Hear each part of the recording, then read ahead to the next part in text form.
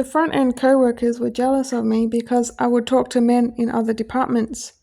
I got along better with guys. The co-workers bullied and excluded me. One example of supervisors bullying me is once I wore black leggings because of dress code. I got warned by the front-end manager not to wear them, even though it was uniform. I looked good wearing them, and men were looking at me, that's why, so she felt jealous. She let everyone else wear black leggings, even short skirts. But she wouldn't let me. Even she wore leggings because she was a hypocrite. When there were promotional advertising happening, the store got given boxes of t-shirts with the promotion printed on them. All the front-end women would take all the small sizes and share with each other, hiding any leftover for me. They were greedy, taking more than they need to. They wanted me to miss out. I cried my eyes out every time that happened because it happened a few times. I brought home a 5 extra large t-shirt and sewed it to fit me because I learnt to sew. The girls frowned upon me. They didn't want me to be included. A few times my old roommate brought a t-shirt home in my size. He told the front-end girls that it was for him. I thought that was nice of him. He had a nice side to him, but also a manipulative side. I would always be the first to start talking to a new guy co-worker because I liked being social. Men were nicer to work with too. Women co-workers would see me talking to the new guys, and eventually they built up confidence to talk to them too. They didn't like me talking to them and would even come up to me and stop me by telling me to do something, and then they would overtake our conversation. One new guy who used to talk to me would walk back to the front end with me after we finished our break. A co-worker would copy me and walk with him back to the front with him too. She felt like I was competition, even though I didn't like him in a romantic way. She fell in love with that guy, and so I became her enemy. She thought I was stealing him off her. All the women in the store ended up hating me after a while, even the ones I thought were on my side and liked me. One of them I thought were trustworthy, but it turned out they were one of the co-workers to sabotage me having a promotion or new position. I thought we got along because we trauma bonded and had narcissistic mother too, and we used to tell stories when it wasn't busy. And I really trusted her, but she backstabbed me. So in the last pandemic, the government started taking jobs away from people that were unthinged for a virus. I decided to keep working for as long as I could without getting vaccinated, and before they mandated the things, I ended up getting threatened by human resources if I didn't quit, that I would be fired, so I wasn't allowed to work there anymore. I took a whole month off until my leave was used up, then finally handed in my resignation and got my payout, long service leave pay, which I had to use to move to the other side of Melbourne and survive off of that for a bit. I had to move because I was no longer welcome at my roommate's house. He got very cold and he said he was selling up his house. He didn't end up selling his house, by the way. I talk more about the ex-roommate in another chapter. My roommate was a work colleague working in the supermarket I was working in. I lived with him for 4 years. It was good and bad. Living with him had its pros and cons. I was just happy to have somewhere to stay. I liked him a lot romantically too, but knew he was a player, so I didn't end up in anything with him. When I first moved in with my roommate after leaving my ex, he was so friendly. Then he became just like my ex, cold, distant, and talking bad about me to co-workers and setting them against me. He acted open and friendly until I told him everything my ex did and how he treated me. The roommate took that information like a psychopath and treated me the same way as my ex did. For example, the cold shoulder treatment, no communication, also not eating my cooking. When I was staying with my roommate, after leaving my ex, I didn't realize he had secret cameras in his house, which I didn't find out about them until 6 months later. One was in the lounge room. It's probably still there. It was discreetly hidden in a tiny hole he drilled in the DVD cabinet next to the TV. Also, there was one in the garage somewhere, which I never found. There must have been others, I assume. He eventually told me there were more cameras when he was caught out by me for the first one that I found. There may have been one in my bedroom aircon vent because it kept coming in and opening it right in front of me when he saw it was shut. I kept it shut because of my fear of being filmed without my consent. The vent was above my bed. Once I saw a hard black object with reflection up there and freaked out. I couldn't quite see it properly and it was too scary to face at the time to have a look at it. When I saw it in there, I felt frozen and extremely violated. It was like something took my breath and I couldn't breathe properly. My nostrils flared and all kinds of responses from my body when in shock. I didn't find out there was a camera in the lounge until 6 months after living there. The only reason I found out he had one is because there happened to be a rumor at work that he had cameras. He had black crystals above his doors, so he told people that they were crazy, it was just crystals. Within the next 6 months before I found out about the camera in the lounge room, we did do sexual things together in the lounge room. Who knows what he could have done with the footage? I'm scared to find out if I'm on a Pornhub or something.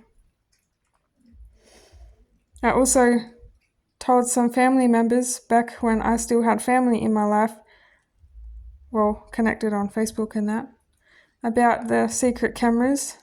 They didn't even care, which made me angry and made me think that I was paranoid for no reason. The whole situation was giving me anxiety. Everyone I talked to about the cameras gaslit me into thinking I was lying or that it isn't serious. I told some people at work and my roommate must have realized, then told them about the black crystals and how I was crazy. It felt like I was talking to brick walls when I explained my experience to people. The day I found a camera was on a random day when a work colleague came over. She was in love with my roommate. That's the only reason she came over as well, not because she wanted to be my friend. We found the camera in the lounge room because we were just seeing if the rumor was true and looked around. I was so shocked when I found it. I put tape over it. She didn't care or back me up. She had rose-colored glasses on for him. She was under his spell because she was so infatuated with him. He came home later and somehow knew I put tape over the lens, which confirmed to me that he was watching me, invading my privacy. I confronted him about the camera when he brought it up. He ignored me and gave me cold shoulder when I asked questions. He just told me to take the tape off and then ignored me. I left the tape on and checked it was on every day. A few weeks later, the tape was missing off it again. I confronted him again and said I could go to the police. Then he kept the tape on after that for the rest of the duration of me living there.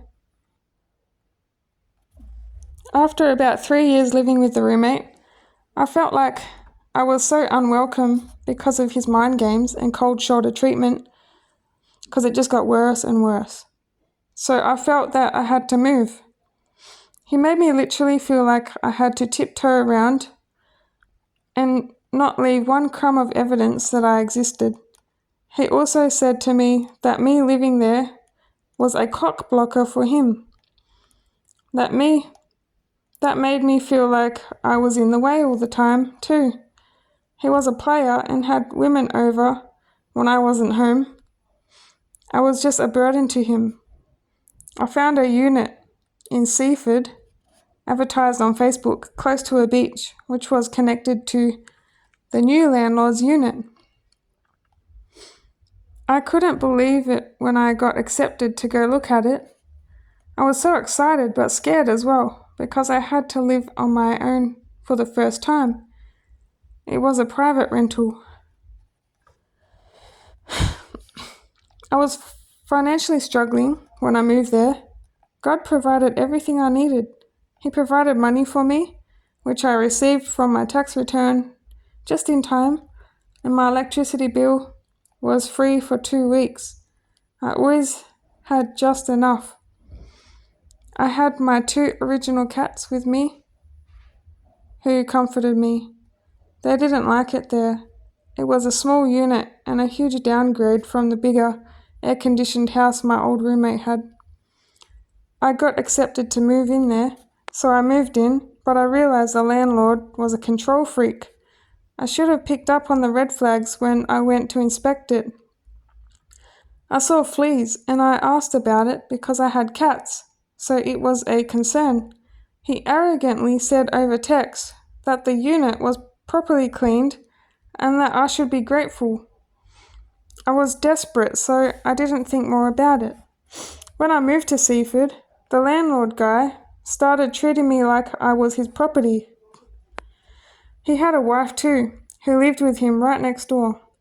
He started using my workout equipment without my permission, playing around with my stuff in my unit. He told me to put my exercise equipment outside so he could use it more. But I didn't want him to, and also I didn't want the rain to damage the equipment. He hung around and was intrusive. For example, when I bought something from Marketplace on Facebook, he would open my package in front of the guy that dropped it off. He wanted to get involved in my personal life. He took my packages too, so that he could come over to give them to me, to have an excuse to see me. He was trying to make me codependent on him, but all I wanted was my privacy. He told me not to play music or movies loud. He came over and turned my radio down really quiet and told me to keep it at that volume, even though my music wasn't even loud. Also, I had music on during daytime, not while people were sleeping. Apparently, he would hear it through the wall. The landlord at Seaford told me to go to sleep early. He wouldn't let me change the locks either, because towards the end of me being there, I wanted to. He would enter while I was at work and do things in my unit, like play around with my oven, pretending to fix things. The landlord would take my bins out for me. Like I said, he didn't want me to be independent. He always hung around and wouldn't leave me alone. I got creepy vibes in the pit of my stomach. He was always walking past the units and seeing what I was doing, so I kept the blinds shut. The landlord also told me not to put curtains up in the bathroom. He knew when I was having a shower too, because the walls are thin and the plumbing was so loud. I felt so sick and creeped out by him being around. I felt trapped. I had just made a huge deposit to live there too, so felt like I had to stay there. I tried having showers in the daytime or every few nights because I was scared. Another red flag I should have seen was he wanted the bond money in cash, but I didn't get cash out when I went to sign the lease. He was mad and guilt-tripped me, telling me to bring cash. I told him I would bank transfer it, which we ended up doing. He still didn't want to give me the key to the unit, even after I sent the money. He told me to wait a few days until he was sure the money went through. He would always walk past my bathroom window with no curtains while I was in there. It was so uncomfortable. I felt so grossed out by him. The landlord made more rules and told me I can't have men over. I didn't want to break the lease. I stayed as long as I mentally could. I broke down crying. When I was at work and asked some co-workers what I should do, they said to see if my old roommate would let me stay with him again. I had nowhere to go and felt unsafe, so I went back to live with my old roommate, who I worked with. I felt so out of place and unwelcome. It felt cold and lonely. My old roommate had already played a victim from me leaving and spreading lies at work to get co-workers to go against me. Before I left Seaford and went back to the old roommate's house, the landlord from Seaford manipulated me to try and make me stay. He even cried crocodile tears while hovering outside the front door while I was packing boxes. I only got some of the money back too, by the way. I paid around $1,500 and got $700 back. I was there for 2 weeks. He was hesitant to sign the forms to break the lease too. I didn't fall for his mind games. I just wanted to get out. When I was waiting for him to sign the forms, he dragged it out and kept crying and making me feel sorry for him. When I moved back to the old roommate's house, I tried to keep myself isolate in my room as much as possible. I didn't want to be in his way. I kept my vents shut in case there were still cameras up there. He didn't like me being there.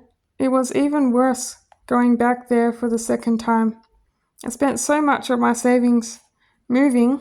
I paid for removalists. A girl from work offered to help me move because her boyfriend had a trailer, but she switched up on me at last minute, which I knew she would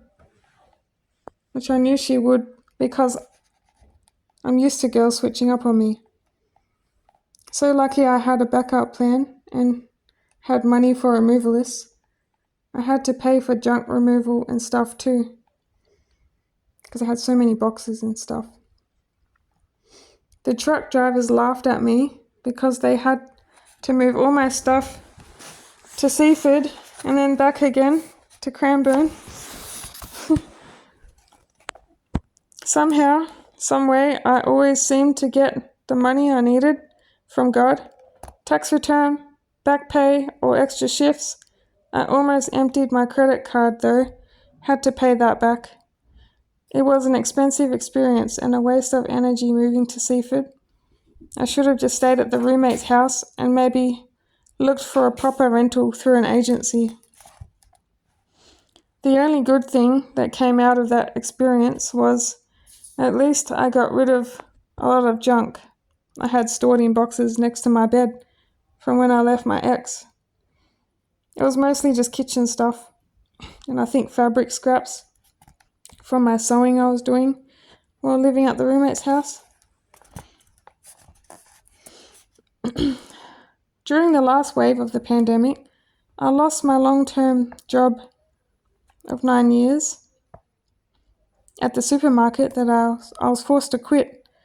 So I had to move out from the roommate's house again, and I spent ages trying to find a rental nearby and close to work. He didn't want to support me if I didn't have a job, so I had to leave. I couldn't live there anymore anywhere. I looked at a few rentals, but I was way down on the list because I didn't have kids or anything. So the real estate agents picked people who had kids to look after to be the first choice to take the rentals. I was so stressed out because I couldn't find a rental or a new job. I decided to expand my search and found a unit on the other side of Melbourne, which I miraculously ended up moving into. Yes, I went to Hoppers Crossing, which is near Werribee and all that. I'll talk about the experience moving to the new rental soon. The new unit didn't have too many people interested in it, just one other lady. The real estate agent picked me. At first, I was in disbelief because I felt like I didn't deserve it. I had no job and only had the money I got paid out with by the supermarket to move and to survive on from December to April. April is when Centrelink decided to pay me the whole job search amount payment, but that still wasn't enough to survive on and only paid every 2 weeks. It's hard for single people to live off welfare who also have no support from anyone. When I moved, I had no friends or family support. All I had was me, God, and my 2 cats. When I moved, I applied for jobs straight away. I found a cash-in-hand job at a chicken takeaway shop. I was financially struggling so bad. I worked at a chicken shop for about 2 weeks the first time. I worked there again in the future because I was desperate for money, so was there for maybe another couple of weeks. The reason I left the first time is because the manager was creepy and kept hitting on me. He is married, has a wife and lots of kids. He didn't pay me unless I kept begging for money. Even then, he didn't pay the whole amount, and it was only $18 per hour, which was way under the average amount for an adult. The adult minimum wage legally is around $22 in Australia. When I left the first time, I left a bad review on Google saying he doesn't pay staff and he's rude and disrespectful. I was mad because he didn't pay my week's wages and wasn't going to either. The next day he called me up to come and get my pay. So I go there and he abusively yells at me repeatedly to take off the review on Google Maps. And he said, "Take your damn money," plus a lot of other nasty things too. He forced me to sit down and take all his yelling. He looked like he was going to punch me. He reminded me of when my dad used to get angry. His face was shaking, eyes wide open, and red veins popping out. I felt his energy was unpredictable. I stayed calm and took down the review in front of him while he was watching me do it. He gaslighted me, saying I should demand my money instead of leaving reviews, even though I did demand it, and he ignored me. I shouldn't have to beg for my hard-earned pay anyway. He was taking advantage of me because I had no support. After I quit that toxic job, I wasn't getting any money coming in and was stressed out not knowing how to pay my bills. I was eating into the payout money quickly just to buy necessities. I was in survival mode and trying not to have a mental breakdown or an anxiety attack. I did have a panic attack and I felt alone too. The chicken shop guy rang me and had a sob story to make me come back in and work there again. I needed money, so I did go back to work there, The reason I quit the second time is because he was hitting on me and creeping me out. He tried to make me beg for my pay too. He wouldn't hand it over to me. After my shifts were over and when everyone else went home, he just wanted to sit and talk to me, holding my money. He was getting close and tried to touch my hand a few times. On the last day there, I took the money from his hands and left. I blocked every number related to that shop too. After I quit, that's when I found the guy on a dating website to clean his house, which I go into more depth later. I tried to open a cleaning business when I moved, but it didn't work out. He was one of my only customers at the time. The money I got cleaning his house helped me get by a little longer. He used my situation to manipulate me. After I lost my job at the supermarket and after I moved to the other side of Melbourne, I contacted a lawyer to see if they could help me get justice from unfair dismissal, but they couldn't help, and I was struggling. They didn't care. Their excuse was because I didn't get fired, I quit, but I was manipulated to quit, so in my opinion, it was unfair dismissal. I contacted my superannuation too because I wanted to see if they would help me financially. Superannuation didn't help me unless I had kids. They wouldn't even let me take $1,000 out to help me survive. I'm surprised I didn't become homeless. God is my provider, and He always made a way for me. I ended up working at another cash-in-hand job at a cafe, which I found on G.O.A.T. Turns out it's the chicken shop's manager's cousin who was the manager there. They were Lebanese people, big family. When the cousin found out about me, the cafe employees made me feel unwelcome and put me down, also verbally abusing me. I worked so hard and efficiently there, the managers made it unbearable for me to keep working though. I quit after 2 weeks with no plan for the future or income stream. I only had a small amount coming in from Centrelink. Centrelink was only paying me $100 a fortnight at that time. The cafe also severely underpaid me, only paying me $15 an hour in cash.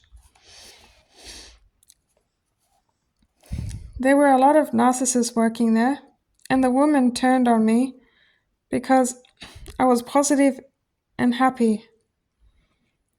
And they kept trying to make me break by putting me down so that I would cry. I just wanted to have fun while working fast and efficiently instead of cowering down and being depressed. I was also outcasted because I was Aussie and they were all Lebanese. I kept getting blamed for things which lazy people did just to sabotage me. Everyone in the kitchen were arrogant, passive-aggressive, and swearing at me. I felt like I was the guy from the movie Ratatouille, how they picked on him. They also expected me to know everything when I wasn't even trained to do some things. It was so unbearable being there. I ended up leaving that toxic workplace, which once again, like all workplaces, they supported the lazy, slow staff and that stood around and praised them and put me down when I was a fast, efficient and intelligent worker. I could only take so much. I took a leap of faith and quit because I knew I deserved better than abusive treatment, even if that meant becoming homeless.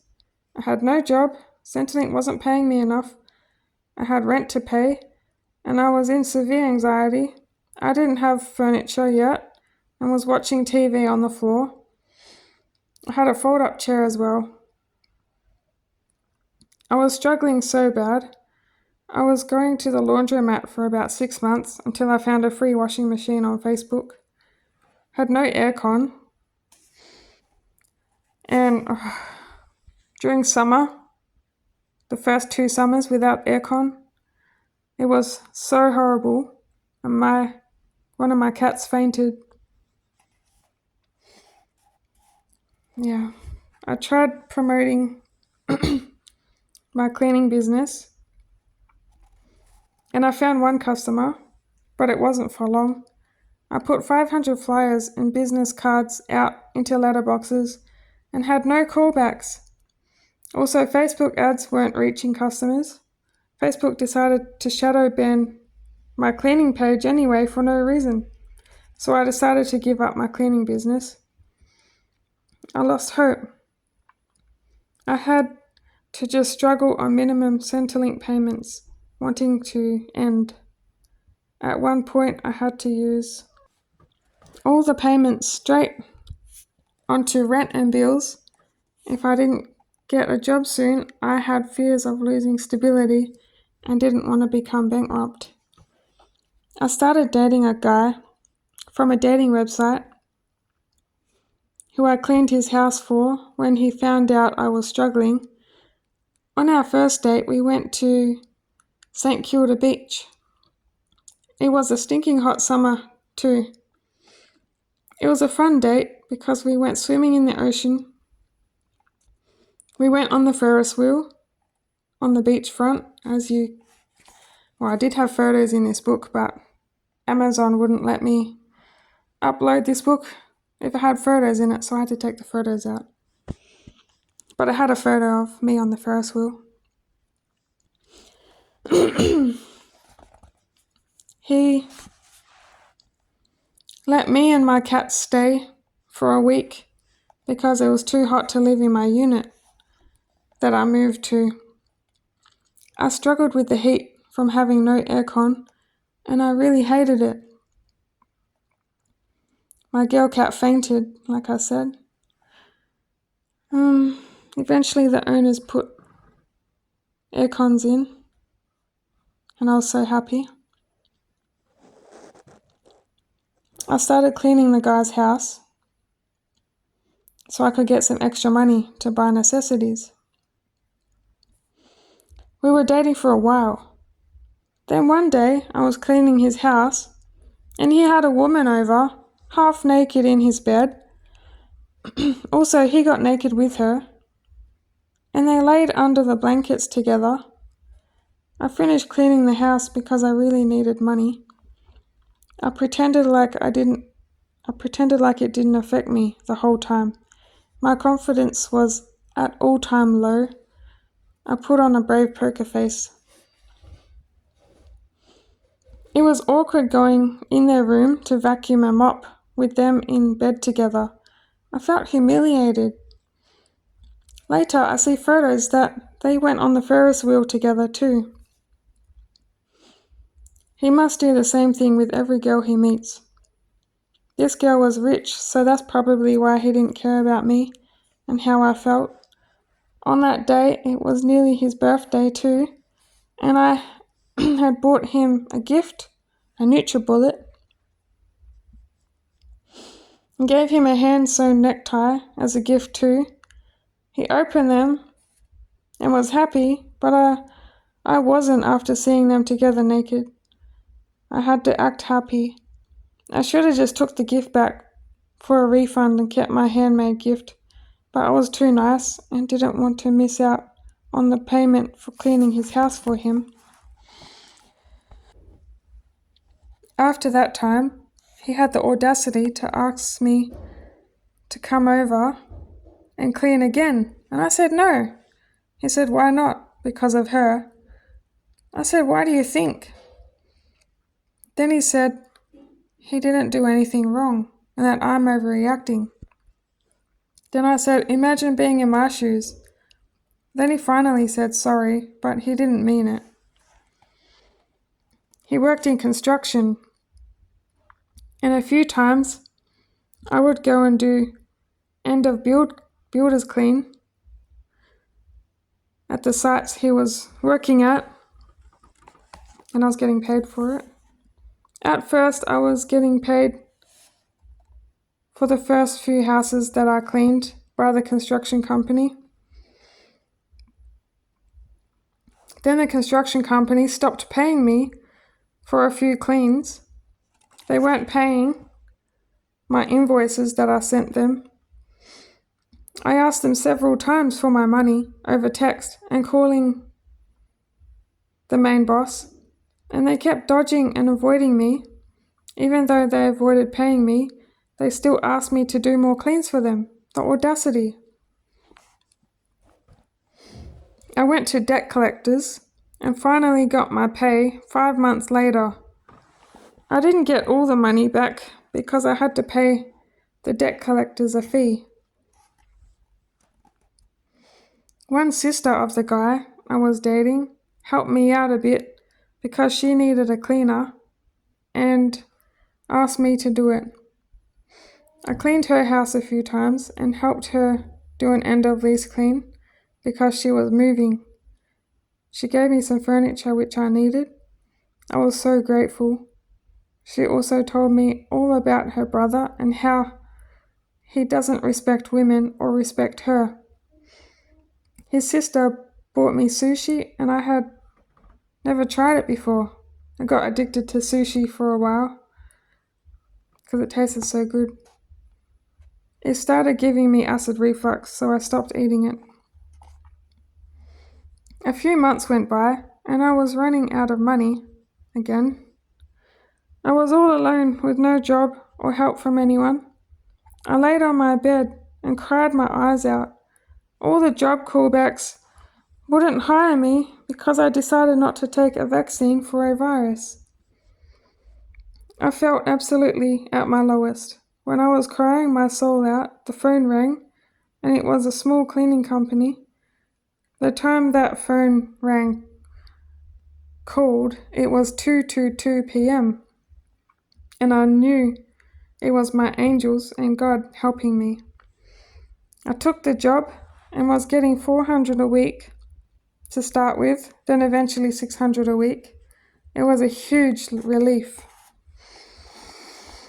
The job was good at first, a blessing. It really was a blessing. Then it turned into a toxic nightmare. It did help me survive for a while, so I put up with the mental and verbal abuse by the manager. The manager of the company used to bully me. She would single me out and harass me. She would rehang all the clothing I just hung and refold everything. Even though I folded it all her way, customers preferred me instead of her to do unpacking and stuff. She was horrible to me when we packed customers' boxes and unpacked their boxes.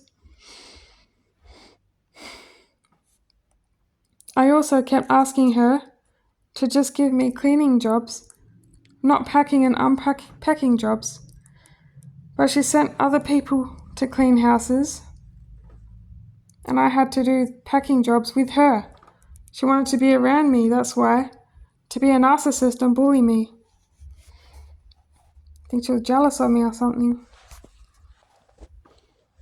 One example of her bullying is when she made me take heaps of boxes upstairs at a customer's house, even though they belonged downstairs. I told her the boxes go downstairs, but she yelled at me and told me to put them up there, so I did. Then she told me to bring them all back down and that I was dumb for putting them upstairs. She said, "Can't you read what's on the boxes?" and made me look like a stupid idiot. She drained my positive energy. The manager for the cleaning company was evil and manipulative. She took out everything on me and got mad when the delivery truck drivers would flirt with me too. It was funny because I wasn't trying to cause anything. I was just socializing and working at the same time. She had no happiness in her heart. She didn't like that I was a happy person and that customers would walk to me and not to her. One truck delivery guy whispered something in my ear and she witnessed it, then kept asking me what he said. After that, she got a different delivery company to drop off and pick up customers' boxes. She didn't want that guy around me again. She didn't want me to be happy. Sometimes she would send me to jobs 2 hours away or more on purpose. She had favoritism to other co-workers, and they got to clean local houses. The bad thing about that company is that you had to work with other people, sometimes especially for the packing jobs. Some of the co-workers hated me for no reason. One was nice to me though, and she believed in God. She made me believe in God more when we had to use a customer's vacuum cleaner, which broke. She prayed to God, and 1 second after finishing her prayer, the vacuum cleaner worked again. It was a miracle. The manager would also talk to me on the phone when my shift was over and I was at home. She would lecture me and harass me for hours, also just talked about crap as well, wasting my time, even on my days off too.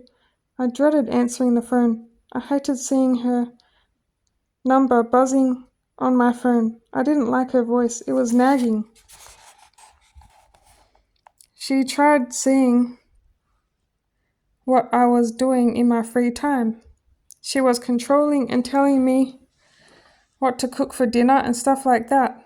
It was so annoying. She even called me once at the gym, and I had to stop my workout just to talk to her. I got angry and hung up the phone. That made her even more hateful towards me. One day she was bullying me so much that I walked out halfway through a packing job and started crying in front of the customer. I couldn't hold the tears in any longer. A co-worker came to check on me and helped me stay a bit longer, but I couldn't, so I just drove home. After that incident, she did give me fewer packing jobs and more cleaning jobs. After about a year working for that company, I quit with no backup plan. I couldn't tolerate being there any longer. I took a leap of faith and trusted God. I was sick and worrying. I didn't know how I was going to survive without a job. I found contracted work in retail stores doing merchandising work, such as planograms, but that was only for 3 weeks. It was a seasonal job, so they told me to quit. I didn't enjoy the job because a lot of it involved looking for the manager and waiting them to sign off jobs I did. The job was physically hard. It wasn't the worst job ever though. The ladies I worked with were dodgy and wrote false sign-in and sign-out times on the timesheets to steal money from the company. I didn't want to be dishonest, which is another reason I didn't stay any longer. I didn't feel right stealing money for hours I didn't do. No matter how desperate I was, I kept my dignity.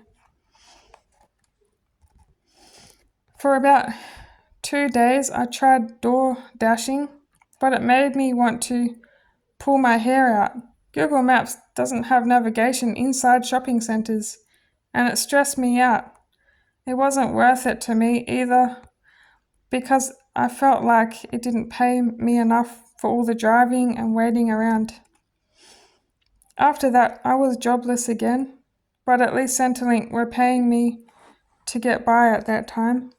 It still wasn't enough for rent, but I managed to just scrape by. I got anxiety from having no work. Then God told me to look on Indeed. He just put the thought in my head. I would usually only look on Seek or G.O.A.T for jobs, but he told me to look on Indeed. That's where I found my next cleaning job. I applied for the new cleaning company. It paid more, and I didn't have to work with other people. It was just cleaning and not packing, which was a relief because I hated packing after my recent experience. God helped me to have some money coming in and the money helped me pay off a bit of my credit card too. I recently left that company after being with them for a whole year. It became toxic because of the treatment I was getting from the office ladies. I go into more depth in later. That's all I'm reading for now. Thanks for listening. See you in the next video.